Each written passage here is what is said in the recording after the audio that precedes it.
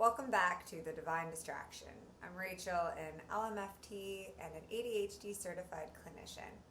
We are in week 2 of the restoration arc, where we are working on building our inner well. Last week, we began quieting that inner critic. But this week, we're confronting its favorite partner in crime, comparison. We call this the thief of the well because nothing drains your peace faster than measuring your life against someone else's highlight reel. Remember, this is about the ripple. We heal the inner well, so we stop taking from others and start overflowing into the kingdom. Every week, we will follow the sacred rhythm of fast, pray, love. We fast from the distraction that steals our focus. We pray by anchoring an ancient scriptural truth, and we love by turning that truth into action for ourselves and for the entire collective. Today we are taking our power back from comparison.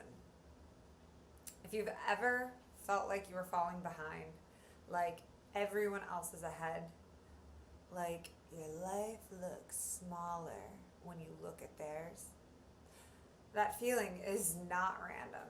It's neurological and it's spiritual. Biologically, your brain is a social organ. We have mirror neurons designed to help us learn by watching others. But in this digital age, this beautiful system gets hijacked. Instead of learning, we're constantly measuring. Every scroll, every highlight reel triggers what I call a dopamine comparison loop. Your brain subconsciously asks, where do I rank? When it perceives you're behind, it registers a status threat. Dopamine drops, cortisol rises, and suddenly you just don't feel inspired. You feel inadequate. So if comparison has been stealing your joy lately, you're not weak. You're responding exactly how your brain was wired to respond in an environment it was never, ever designed for. So this week, we begin a social fast. We're fasting from that check, that reflexive glance that measures our worth by someone else's yardstick. We are choosing to stop feeding the thief so the well can begin to fill again. Before we shift anything, let's slow your body down. Take a deep breath in. Exhale out through your mouth. Now notice what happens in your body when comparison shows up. Does your chest tighten? Does your stomach drop? Do your shoulders pull forward? Just notice it. No fixing, and absolutely no judging. Comparison doesn't just live in your thoughts. It lives in your body. And when you notice it, you begin to step out of its grip. So to restore the well, we need a new blueprint. And our anchor this week is Galatians 6:4. Pay careful attention to your own work, for then you will get the satisfaction of a job well done, and you won't need to compare yourself to anyone else. Notice what Scripture does not say. It doesn't say, try harder, be better than them. It says, pay attention to your own work. This is about focus. I remember when I started out as a therapist, and I'd look at everyone's schedules, and I'd say, that person's is full. Mine is not. They're better. I'm worse. And instead of taking the time where I could hone in on my skill sets, I was just thinking my skill sets aren't enough. But as soon as I started to check myself, what are you doing, Rach? Why are you looking at their calendar? Who cares how full they are? Who cares how many people are scheduled 3 weeks in advance? Pay attention to yours. A whole set of relief started to flow over me. And eventually, I could care less how many other people, others, clinicians were seeing. I was focused on my work as a healer for my people. Comparison pulls your attention outward, but God calls it inward, not in isolation, but in alignment with the unique life He has given you. This week, our prayer becomes a gentle focus prayer. When comparison rises, pause and ask, God, pull my gaze back to what you've given me. Help me stay in my lane. Help me find satisfaction in who I am becoming, not who they already are.